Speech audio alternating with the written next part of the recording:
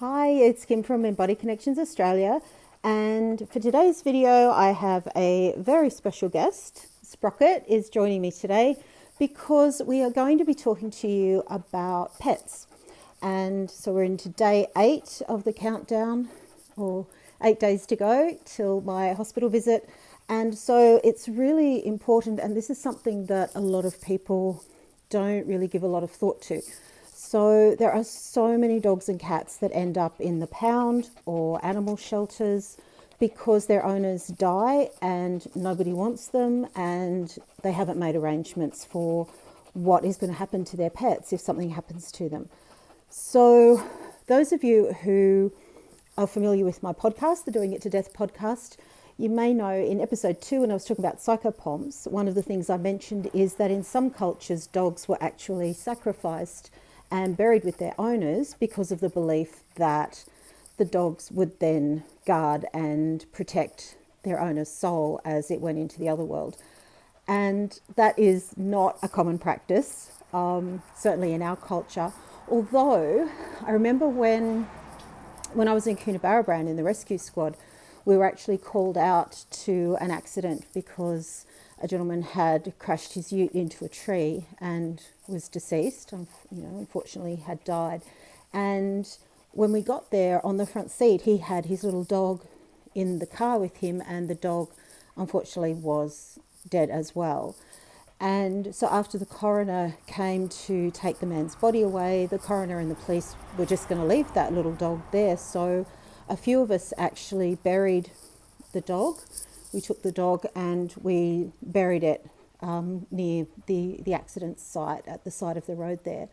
And then about 3 or 4 days later, this man's mother contacted us at the squad, and she wanted us to take her out and show her where we had buried the dog, because they wanted to actually bury the little dog with her son.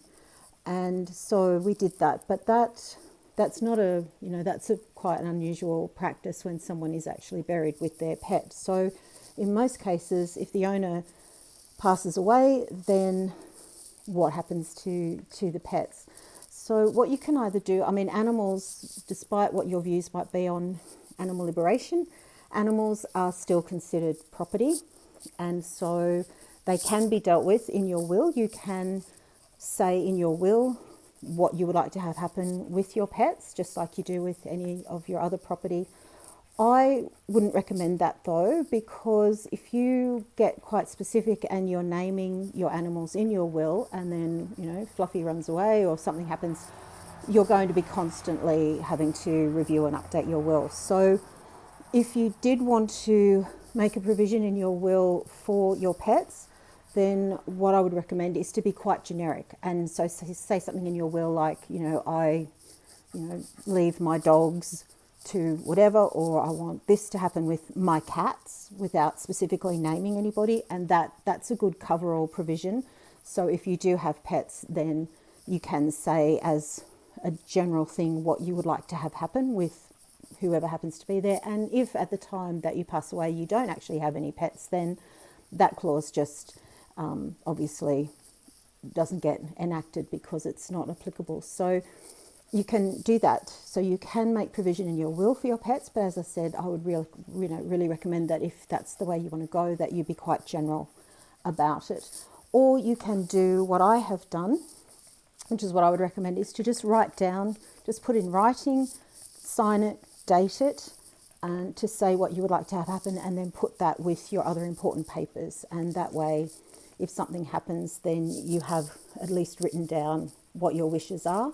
And again, the same as with yesterday's video talking about the executor, if you do want to leave your pets with somebody in someone's care, please speak to them about it.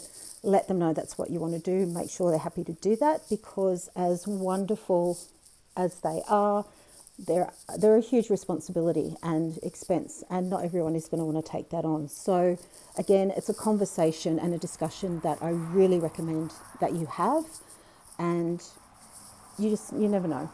So again, from both of us, bye. Thank you so much and much love, and I will see you tomorrow with another tip.